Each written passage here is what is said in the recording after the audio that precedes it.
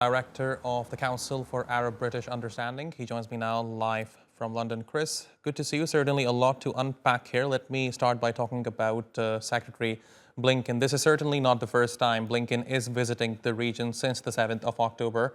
What is different this time around? What we are seeing right now is evidence of a widening gap between the official Israeli and American positions. At the start of this, 50-odd days ago, we saw that the United States and Israel were largely in lockstep. But as this has gone on, as the carnage has grown ever greater, the pressure on the United States, not least coming from the region itself, the wider region, has grown, domestic pressure as well, to try and bring an end to this. And I think what we're seeing here is very interesting. We've heard that President Biden has warned the Israelis that they can't go into the southern part of the Gaza Strip in the way that they did the north if the fighting resumes. And remember that now 1.8 million out of 2.3 million Palestinians in the Gaza Strip have been displaced largely into the south. That they can't do that, and that's a big difference. The Americans say they want to review Israeli plans for operations in the southern Gaza Strip, and indeed the Defense Secretary Lloyd Austin has been having several conversations, we understand, with his counterpart Yoav Gallant in Israel to have a look at that. So that's one area, the manner in which Israel might conduct its fighting, its operations, its military operations in the Gaza Strip. But also, we heard Antony Blinken today has also reinforced the message about holding settler extremists accountable for violence against Palestinians in the West Bank. Now, that's actually stronger than in the past. He's not just saying to stop it. He's not saying to try to prevent them to carry out the attacks. A reminder that over 200 Palestinians have been killed in the West Bank since October the 7th.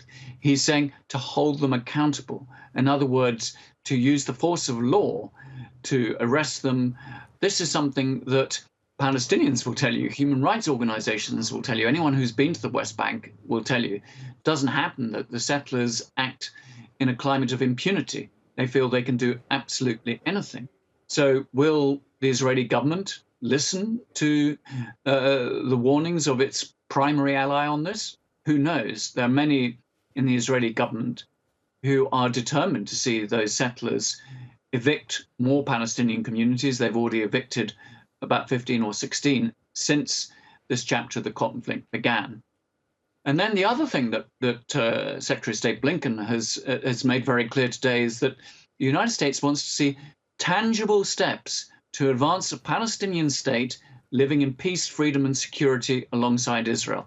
Now, the wording of that is quite noticeable. We're talking tangible steps. We're not clear what that actually means, but talking about freedom, about security for Palestinians. These are very strong words, and it comes on the back of Netanyahu trying to promote the idea that he is the only potential Israeli leader who can prevent the realization of a Palestinian state. In many ways, preventing a Palestinian state has been really what has driven Netanyahu's agenda ever since he's been at the top level of Israeli politics. Chris, in your view, was this a successful visit by Secretary Blinken to the region? Because it seems to me, when it comes to achieving the primary objective of the visit, which I assume is prolonging the ceasefire in Gaza, Blinken has been unsuccessful. But because just today, Netanyahu released a video saying that Israel is going to resume its offensive in Gaza right after the truce temporary pause ends. Well, it's very difficult to tell at this moment, and Netanyahu always tries to make sure that if he is going to concede something, he will make it look as if it is the absolute last thing he wants to do. He will try to look as if he is resisting it, even though he may have accepted the reality that this military bombardment of Gaza is coming into its last stages. So it's difficult to know exactly, but I think that it is important that the Americans are going there and looking for ways from moving from pauses. This sort of period where you've seen, a pause is extended on Monday and then it's extended on Wednesday. It's not the way that you can really run humanitarian operations. Antony Blinken was very clear that that also has to improve the whole humanitarian situation. And working towards a ceasefire is really the only way forward. A ceasefire which is not a sort of freezing of the situation, but is a platform for trying to achieve a better future for Gaza, which will actually work in the interest of security for both peoples. So I think the Americans are finally pushing down the right lines. The question is whether the Israeli government is willing to listen to this. Of course, Netanyahu has his own personal agenda here. He knows perfectly well. He's seen the polls. He's seen the demonstrations outside his own house and throughout Israel calling for him to go.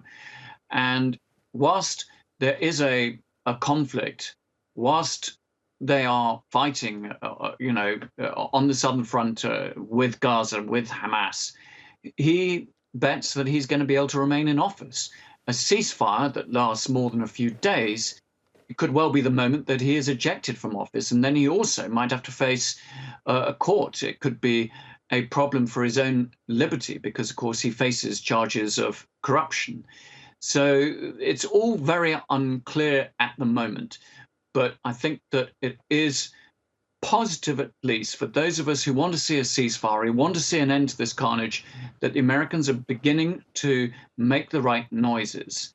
And hopefully they can persuade their Israeli partners that enough is enough, that they have really mounted such a ferocious attack on the Gaza Strip, the like of which they are unlikely to recover from, killed so many thousands, that the whole issue of deterrence has been restored, and that they need to look for a political solution because there isn't going to be a military one. We all know that.